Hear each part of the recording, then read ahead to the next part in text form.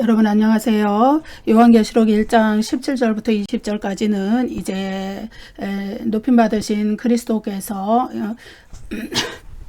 첫 환상에 대한 그 해석들을 해주시는 장면들이 나오고, 특별히 17절, 18절에서는 이제 승계하신 예수 그리스도의 정체성, 자기 선언, 이런 것들이 나타난다는 것을 우리가 공부해 보았습니다. 우리가 이제 지난 시간에 이어서 그 부분에 대한 공부를 계속해 나갑니다. 이제 18절을 읽겠습니다. 곧 살아있는 자라, 내가 전에 죽었었노라. 볼지어다 이제 세세토록 살아있어 사망과 음부의 열쇠를 가졌노니. 예. 계시록 1장 17절에서는 나는 처음이요 마지막이니, 이런 구절로서 예수 그리스도께서 그 역사의 주인 되시는 거, 주권자 되시는 거, 역사의 주권성, 역사를 시작하시고 역사의 주권자가 되시고 우주 만물의 통치권자가 되시고 제 이름으로서 역사를 종결 지으실, 완성하실 분이다. 이런 역사적 주권성에 대한 강조를 해왔습니다. 그렇지만 이제 18절에서는 강조점이 조금 이동을 합니다. 어떤 이동이냐? 곧 살아있는 자라, 내가 전에 죽었었노라. 이거는 바로 그리스도의 영원성을 강조하는 거예요. 영원히 살아계시는 거. 예.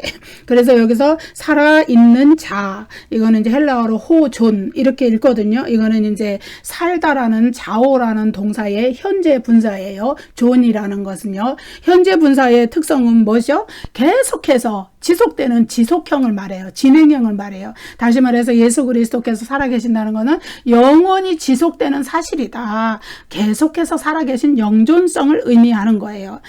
여러분, 이러한 표현은요, 구약에서는 본래 그 우상, 전혀 생명력을 지니지 못했던 우상이나 이방신, 그들은 사실 살아있는 존재들이 아니잖아요. 인간이 만들어 놓은 그런 존재들이에요. 예, 그들은 생명력이 전혀 없기 때문에 사실은 응답도 못하고 어떤 복도 내리지 못하고 그런 존재들인데, 인간이 어리석게 그 죽어있는 우상들을 섬겼단 말이에요. 그 죽어있는 우상들의 대조적으로 하나님은 살아계신 분이다, 영원히 살아계신 분이다, 이러한 묘사들이 구약 성경에 있는데, 이제 계시록에서도 영존하시는, 영원히, 영존이라는 건 영원히 존재한다, 영원히 살아계시는 성부 하나님을 나타내는 표현들이 요한계시록에도 많이 나타나거든요. 몇 구절 읽어보겠습니다. 계시록 4장 9절 10절에 어떻게 나타나냐? 세세토록 살아계신 이, 네? 또 계시록 7장 2절에 살아계신 하나님의, 또 10장 6절에 세세토록 살아계시니, 15장 7절에 영원토록 살아계신 하나님. 예, 이러한 묘사들은 모두 영원히 살아계시는, 영원히 존재하시는 성부 하나님을 나타내는 표현이거든요. 그런데 이제 계시록 1장 18절에서 사도 요한에게 첫 환상으로 나타내신 그리스도께서 이제 영존하신 성부 하나님께 적용되었던 이러한 묘사들, 표현들을 자기 자신에 대해서도 적용하시죠. 말씀하시죠. 그래서 하나님과 자신이 동등한 그런 신분이라는 것을 이렇게 나타내 준 것입니다. 여기에 이제 내가 전에 죽었었노라. 예, 이 말씀은요, 이제 지금은 부활하셔서 승천하셔서 하나님 보좌 우편에 영원한 생명을 가지고 계신 그리스도이지만은 그 영원한 생명은 바로 과거의 십자가의 죽음과 연관되어 있다는 것을 나타내 주는 표현입니다. 본래 그리스도는 선제하셨던 분이에요. 선제, 먼저 계셨다. 그 얘기는 이 세상에 성육신하셔서 인간의 몸으로 태어나시기 이전부터, 그리고 태초부터, 이 세상이 존재하기 전부터 존재하셨던 분이라는 거예요. 그래서 그리스도께서 선제하셨기 때문에 이 우주 만물의 창조주가 되실 수 있었던 거예요. 예, 그 선제하셨던 그리스도는 그 영존하시는, 영원히 존재하시는 하나님의 속성을 동일하게 가지고 계신 분이셨어요. 그런데 한순간 그 생명을 잃어버린 때가 있으셨잖아요. 왜냐하면은 인간을 구원하시기 위하여서 이 세상에 오실 때 자기는 죽음에 종속될 수 있는 인간의 몸을 지니고 오셨어요. 왜냐하면 그래야만 죽을 수밖에 없는 인간을 구원하실 수 있는 그 어떤 자격을 갖추실 수 있기 때문에 그렇게 하셨다는 거예요. 그래서 이제 십자가에 자신의 몸을 낮추시고 죽음에 종속될 필요가 없으셨던 영원히 존재하시는 영원한 생명을 지니신 분이셨지만은 인간을 구원하기 위하여 죽음에 종속되는 몸을 가지고 이 세상에 오셔서 십자가의 죽음으로 자신의 생명을 잠시 잃어버린 적이 계셨잖아요. 그리스도께서는. 그래서 그것을 통하여서 인간을 구원하시려는 하나님의 뜻을 완전히 성취해 드리신 거죠. 그렇게 했는데 그 뜻을 성취하신 그리스도를 하나님께서는 그 죽음 가운데 매여 있게 아니하시고 이제 부활시키셔서 승천하시고 다시 영원한 생명을 다시 그 회복하신 그러한 과정이 있으셨죠. 그래서 지금 이제 그리스도께서 지금 현재 가지고 계신 영원한 생명은 선지하실 때 가지셨던 그 영원한 생명이 아니고 십자가의 죽음 이후에 부활 이후에 다시 획득하신 그러한 영원한 생명이 되겠습니다. 그래서 여기에 내가 전에 죽었었노라 이렇게 말씀하시는 부분이 강조점이 거기에 있는 거예요.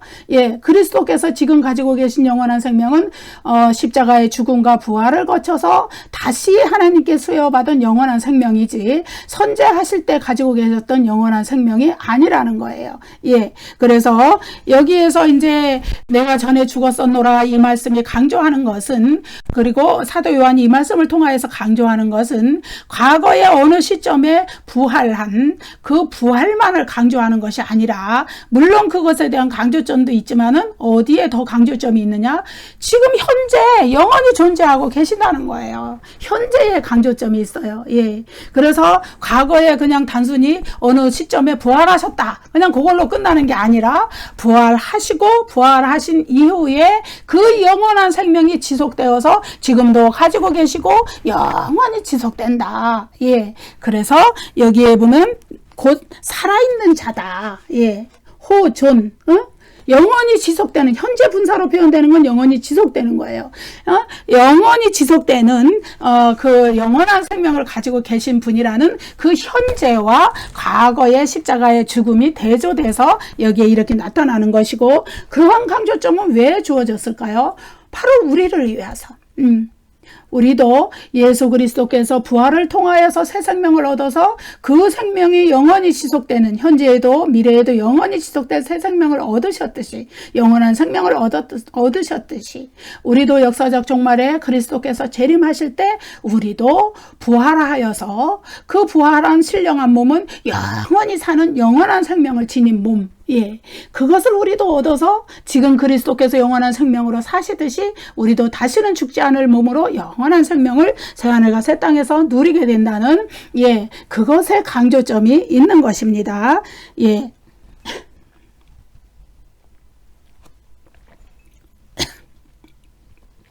볼지어다 이제 세세토록 살아있어.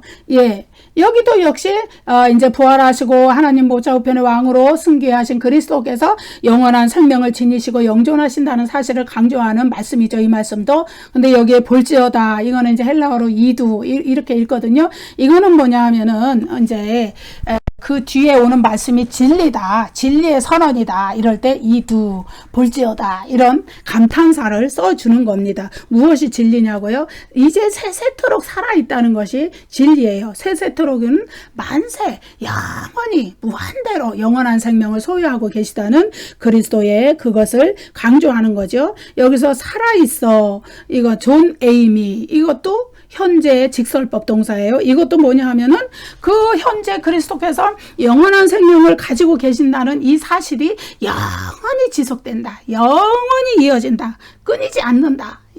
우리 예전에 수학 배울 때 뭐 배웠어요? 무한대라는 거예요. 끝이 없다는 거예요. 그걸 배운 거예요. 이렇게 끝이 없는 그런 생명이다. 세세토록이라는 이 어구도 승귀하신 그리스도의 영원한 생명이 영원히 이어진다. 그것을 강조해 주고요. 여러분, 이 세세토록이라는 말은요, 우리에게도 쓰여졌어요.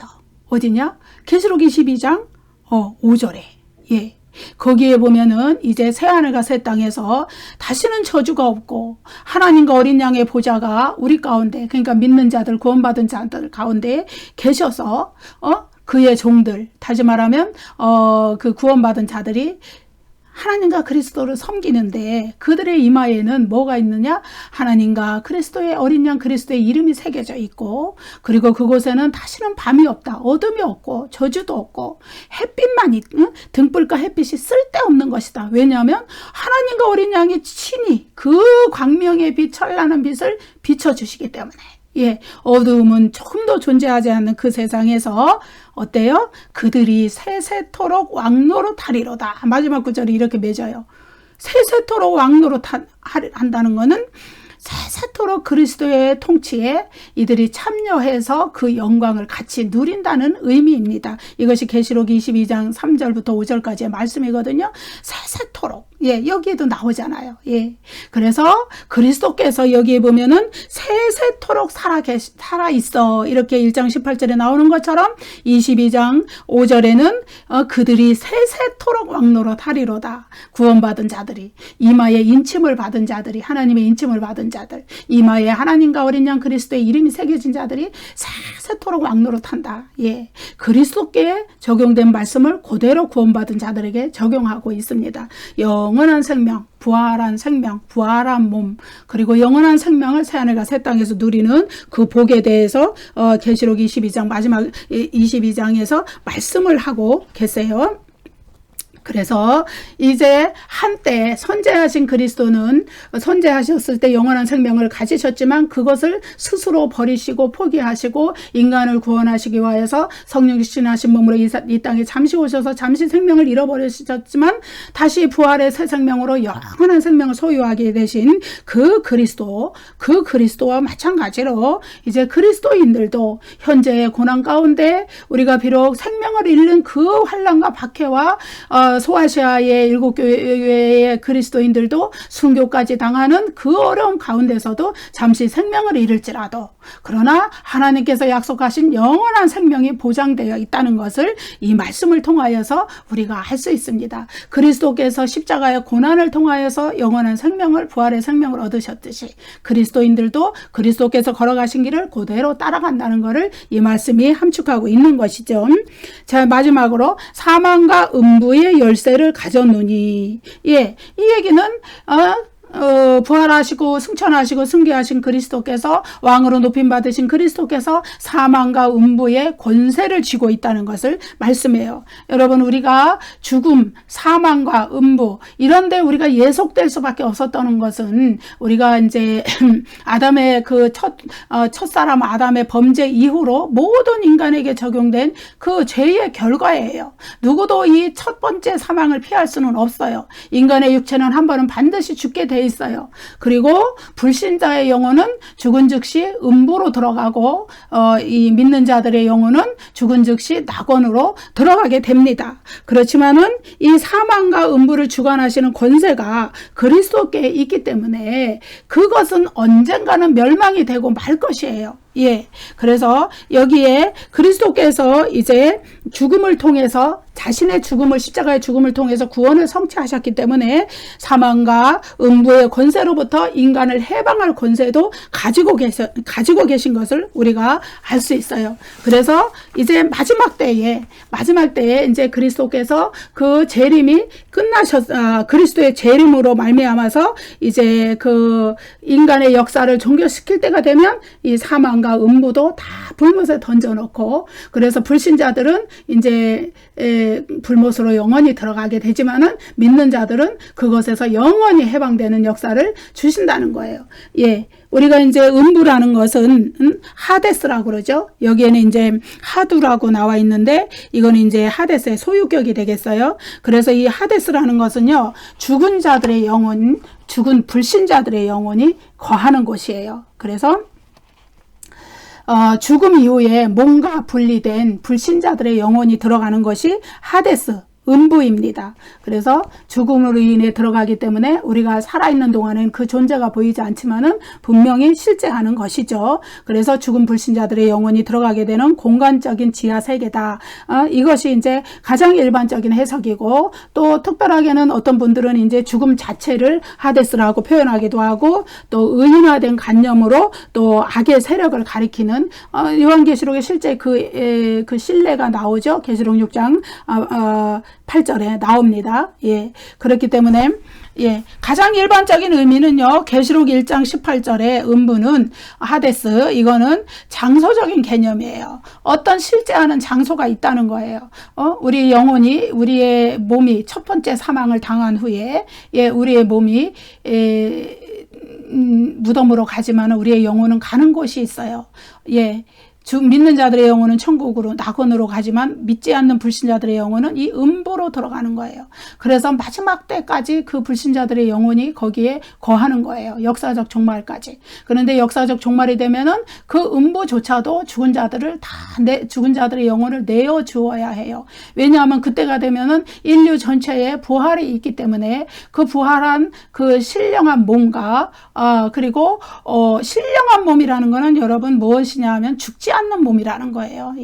지금 우리가 가지고 있는 몸은 썩을 몸이고 죽을 몸이고, 반드시 한 번은 죽게 돼 있는 몸이고 흙으로 돌아가게 돼 있는 몸이지만은, 그러나 이제 그리스도의 역사적 재림이 이르고 전체 인류가, 악인은 심판의 부활로, 의인은 생명의 부활로, 이렇게 나올 때, 요한복음 5장 28절 29절 거기 말씀에 나오죠. 죽은 자들이 다 그의 음성을 들을 때가 온다. 무덤에 있는 자들이 다 그의 음성을 들을 때가 온다. 재림하신 그리스도의 음성을 들을 때가 온다는 거예요. 그래서 죽은 자들의 몸이 무덤에서 다 나오는 거예요. 어떤 이는 생명의 부활로, 어떤 이는 심판의 부활로 나와서 그래서 신령한 몸을 하나님 앞에 다시 받게 되는 거예요. 부활로서. 그래서 그 몸은 죽지 않을 몸이고 썩지 않을 몸이라서, 부패하지 않을 몸이라서 신령한 몸이라고 우리가 그러는 거예요. 그 몸을 받을 때에 그 신령한 몸과 이제 그 낙원에 있던 영혼은 결합하고 또 음부에 있던 영혼도 결합하기 때문에, 그래서 음부도 마침내 그때는 마지막이 되는 거예요. 그럴 때가 옵니다. 그때에 이제 사망과 음부도 자신의 역할을 다 했기 때문에 불못에 그들도 던져지게 되는 거예요. 그래서 음부의 존재는 사라져버리게 되는 거예요. 그때는. 그러나 그때까지는, 그리스도의 재림과 부활이 일어나기 전까지는 음부가 무엇을 하고 있느냐? 죽은 불신자들의 영혼을 가둬두고 있는 거예요. 거기에. 그러니까 임시 지옥이라고 할 수 있어요. 임시 감옥이라고 할 수가 있어요. 그렇지만은 승귀하신 하나님 보좌 우편에 앉으신 높임받으신 왕 그리스도는 그 사망과 음부의 열쇠를 쥐고 계신다. 하나님의 그리스도의 주권 밑에 그들은 다 예속이 되어 있다. 마침내 역사적 종말이 이르러서 재림이 이르를 때 그리스도께서는 그들을 불못에 집어넣음으로써 인간에게 이제 고통을 주었던 첫 번째 사망, 그것도 영원히 사라져요. 그리스도의 재림이 이르르면 첫 번째 사망도 끝나는 거예요. 마지막 그리스도의 재림 직전에 죽은 자들이 죽을 때까지 첫 번째 사망은 역사를 하지만은 재림이 딱 이루어지면은 첫 번째 사망도 끝이 나요. 죽는 자가 없는 거예요. 그때는 믿는 자들은 어떻게 돼요? 들려 올라가죠. 데살로니가 전서 4장에서 말씀하시죠. 구름 속으로 끌어올려서 공중에서 주를 영접하게 한다. 그때 살아있으면서 믿는 자들은 그렇게 되는 것이죠. 그렇지만은 이제 첫 번째 사망은 그때 끝이는 거예요. 더 이상 첫 번째 사망에 이르는 자가 없게 돼요. 그래서 그때에는 이제 운명이 결정되게 되는 것이죠. 그래서 부하 죽은 자들은 먼저 일어나서 신령한 몸으로 이제 그 악인은 불못으로, 영원한 불못으로 최후의 심판을 거쳐 들어가게 되고, 의인은 이제 그 최후의 심판을 다 모두가 최후의 심판대 앞에 서요. 계시록 20장에 나오는 거기에 서게 되지만은, 그러나 의인들은 생명책에 그 이름이 기록되어 있기 때문에 지옥으로 불못으로 떨어지지 않고 새하늘과 새 땅으로 신령한 몸과 결합한 영혼이 그대로 가서 새토록 영원한 생명을 누리면서 살게 돼요. 거기에는 이제 계시록 21장 4절에서 뭐라 그래요?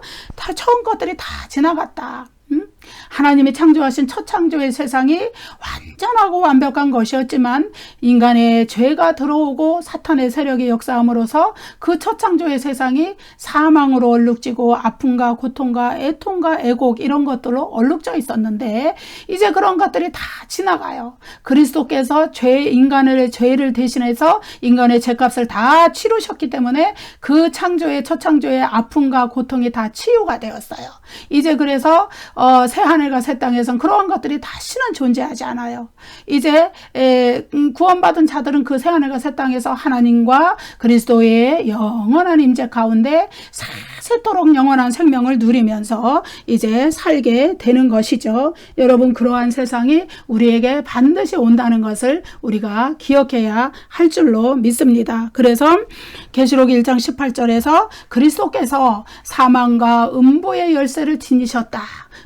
그거는 사망과 음부가 그리스도께서 그들에 대한 주권을 지니고 계시기 때문에 언젠가 역사적 종말의 재림이 올 때는 그들의 끝, 멸망도 그리스도께서 그 주권을 가지시고 그들을 불못에 던져버리시는 주권을 지니고 계신다는 것을 우리가 알 수 있습니다. 여러분, 감사합니다. 그래서 이제 예수 그리스도께서는 역사의 주권자가 되시는 분이시고 또 예수 그리스도께서는 영원히 부활의 새 생명을 받으셔서 영원히 존재하시는 분이시고 영원한 생명으로 존재하시는 분이시고 바로 그 그리스도의 영원한 생명은 장차 또 우리가 그리스도의 재림 때에 부활한 몸을 가지고 또 영원히 누릴 새 생명에 그것을 먼저 보여주시는 것이 되는 것이고 또 그리스도께서는 사망과 음부의 열쇠를 쥐고 계시는 분이기 때문에 그것을 주관하시는 분이시기 때문에 역사적 종말의 재림과 부활이 이루어질 때 그것들을 불못으로 던져 넣으시고 영원히 사망이 인간에게서 없어지게 하는 그러한 분이시다. 여러분, 그러면 왜 그 불못의 또 다른 이름이 둘째 사망인가요? 그거는요, 둘째 사망이라는 거는 거기에 부활한 그 불신자의 몸과 영혼이 결합해서 불못에 던져졌을 때 그것이 영원히 지속돼, 그 고통과 아픔이 영원히 지속된다는 의미에서 둘째 사망이라고 하는 것이지 그들이 불못에 던져져서 또 죽는 것이 아니에요. 그렇기 때문에 더 고통스러운 거죠. 부활한 몸은 영원히 죽지 않고 영원히 썩지 않을 몸인데 불못으로 던져져서 영원히 그 고통을 당하고 영혼도 하나님과 영원히 격리되어서 영원히 분리되어서 있기 때문에 다시는 하나님의 긍휼과 자비와 사랑을 입을 기회가, 은혜를 입을 기회가 없어지기 때문에 그래서 그것을 둘째 사망이라고 한 거예요. 너무나 고통스러운 것이 영원히 지속되기 때문에. 예, 그렇습니다. 그래서 그리스도께서 재림과 더불어 이제 첫째 사망의 고통에서 인간은 영원히 벗어난다. 예, 그것을 말씀드립니다. 감사합니다, 여러분. 다음 또 시간에 또 강의로 또 뵙겠습니다. 구독과 좋아요를 많이 눌러주세요.